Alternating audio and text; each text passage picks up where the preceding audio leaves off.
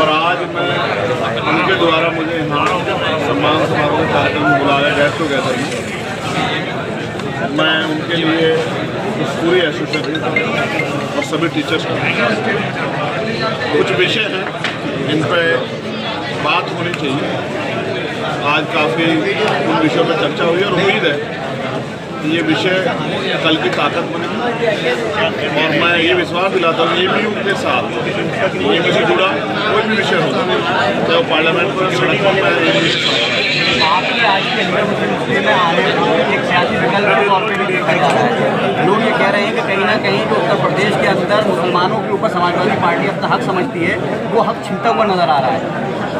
लेकिन मैं के लोगों ने आज यहाँ पर व्यवधान डालने की कोशिश करी है समाजवादी पार्टी से भी जुड़े।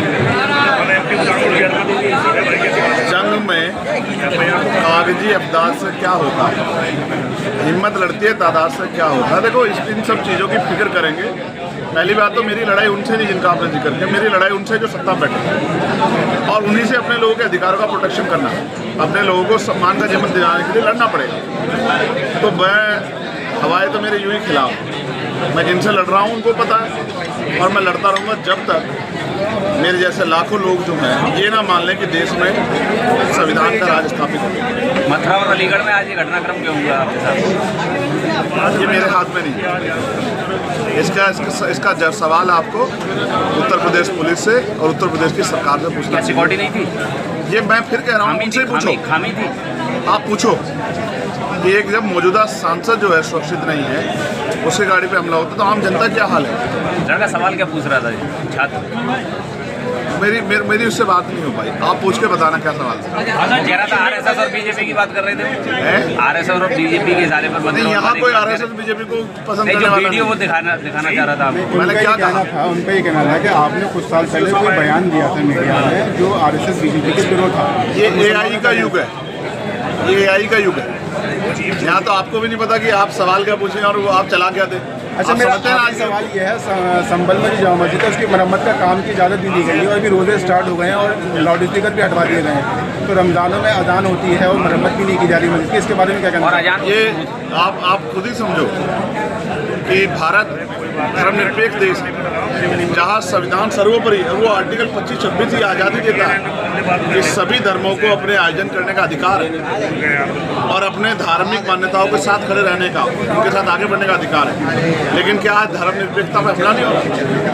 इसका जवाब मुझसे ज़्यादा आपको यहाँ की जो सरकार के नेता उनसे पूछना चाहिए कि क्या वो संविधान को नहीं मानते? क्या उत्तर प्रदेश सरकार संविधान से बड़ी होगी? क्या वो संविधान को छोटा समझ के संविधान को चलना चाहती है? तो ऐसा नहीं हो सकता।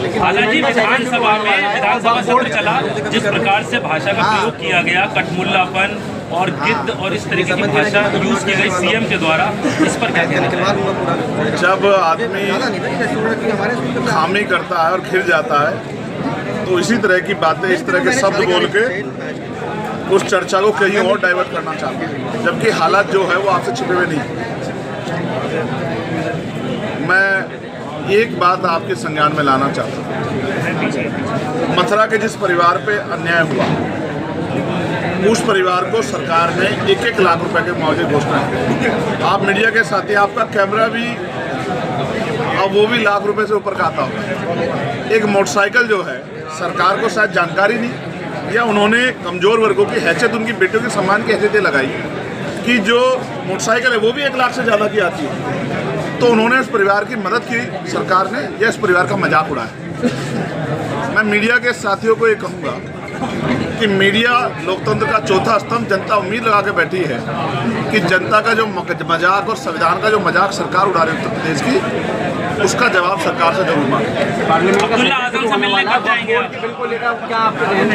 आप जानते हैं उस पर हम लोगों ने कितना जो है अपना जो पक्ष था वो रखा और किस तरह जेपीसी में, क्योंकि मैं पार्लियामेंट का हिस्सा हूँ, किस तरह जेपीसी में बहुत सारे मतों को इग्नोर करके आगे बढ़ा गया। मैं फिर कहता हूँ, जब ये मामला आया था तभी हमने मांग की थी वहाँ डिवीजन की, और उसमें सरकार बहुमत में नहीं थी। बहुमत में नहीं थी, आप पता कर लो।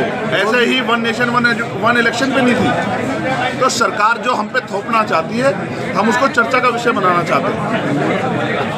सरकार अगर ये सोचती है कि वो सभी को एक रूपता करके अपने हिसाब चलाएगी, तो जब तक संविधान ही संभव नहीं। अच्छा, अब्दुल्ला आजम से मिलने कब जा रहे हैं?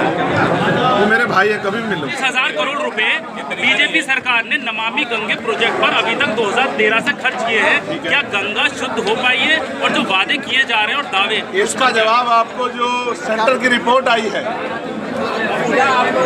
तुम पे ही आपको उसमें ढूंढना चाहिए।